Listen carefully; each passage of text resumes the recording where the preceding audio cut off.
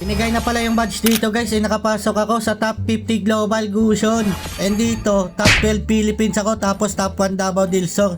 And syempre, gagamitin na agad natin yan, pre. Ang dami pa din nagtatanong sa inyo kung paano ako nakapag top global kay Gusion. Solo lang daw naman ako. Ang ginagawa ko guys, wala lang, ginagamit ko lang si Gusion sa RG, tapos ini-spam ko lang talaga siya. Kung napapansin nyo guys, sobrang taas na ng matches ko ngayong season, magwa 1k na ata, pero yung star ko palubog pa din. Ang goal ko naman kasi talaga guys, is MMR sa Gusion, hindi magpataas ng star. Kaya kung napapansin nyo, magwa 1k na yung matches ko, pero sobrang liit pa din ng star ko, nasa 70 pa din. Gusto ko kasi paabutin ng mga nasa top 10 global yung Gusion ko guys, kaya ini-spam ko talaga siya ngayong season. Tapos sasabihin na naman ng mga basher dyan, so reason ka lang, hindi ka lang talaga makaabot ng immortal kasi mahina ka. Ang masasabi ko lang sa inyo, wala akong pake sa inyo, basta ako, nilalaro ko lang kung ano yung gusto kong laruin. Sa totoo lang, kaya ko naman talaga magpa-immortal guys kung gugustuhin ko lang, kaso pa-MMR talaga yung habol ko ngayong season. And sa mga hindi pa nakakalam dyan guys, ako si Killua, ang top global Gusion ng mga Bisaya. And syempre, kung di ka pa nakafollow sa akin guys, mag-follow ka na kasi ang mag-follow, pogi.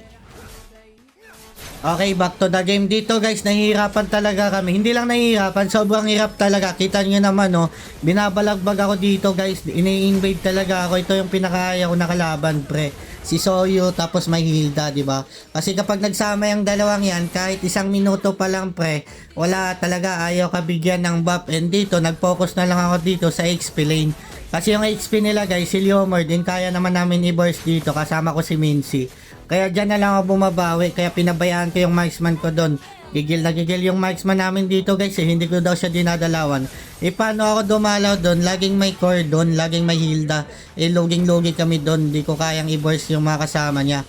Kaya dito, ayun no, medyo nakabawi na kami dito guys kasi yung XP kasi nila dito guys is nabaog, kaya wala masyadong natutulong sa kakampi niya. Kaya dito medyo nakakabawi na kami. Sa amin yung first turtle and ayun, nagasim pa yung dalawa dito. Yung Selena dito pre, palong-palo talaga to man. Sobrang galing pumana na ito pre, nakakainis to eh. Ayun no, yung mali ng kalaban dito, pa isa-isa na sila pre, nag-audition sila and kami dito, sama-sama lang talaga kami pre.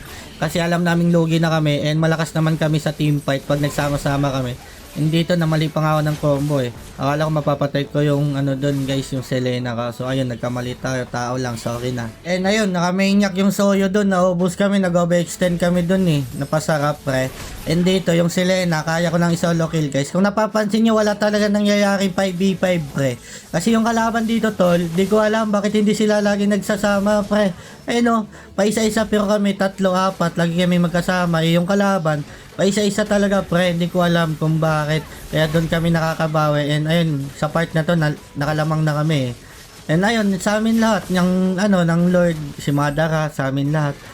And ayun talaga, nakakabawi kami. Paano ba naman kasi itong kalaban na to, lamang na, ayaw mag team fight, ayaw magsama-sama. Siguro naiinis na din tong mga kasama na itong mga to. Kasi, ayun o, kung napapansin nyo, wala talagang team fight pre, yung 5v5 na labanan. Wala, puro pa isa-isa. And ayun, pag lumalaban sila, kulang na kulang. And dito, lamang na talaga kami pre. Paano ba yan? Ayun o, di ba? Luging-lugi kami sa early, pero tingnan mo ngayon.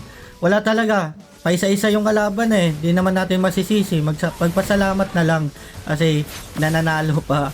Dahil sa ginagawa nila. O, di ba? Lamang na ako dito pre. Nag-snowball na ako. Wala na. Hirap na akong pigilan dyan pre. Nagka-stocks na din yung Skypercer ko eh. Kaya ayun, nanalo pa kami dun. And syempre, sino pa ba yung MVP? Sino pa ba yung magbubuhat sa Dark System? Ako na to, tol. And ayun, road to 7k MMR na tayo, Perd! And syempre guys, available na pala yung mga Naruto skin dito. Lumabas na siya guys. And mabibili mo siya dito ng 1,200 coins. Iko-convert mo yan guys. And ayun, dito makukuha mo din yung loading screen nga pre. Grabe, ang ganda nito tol. Ayun o, solid talaga pre. Napakaangas ng kay Naruto man. Pero syempre, kay Sasuke, meron din yan tol. Kaya ready mo na yung Dayas mo and kunin mo na to, promise solid.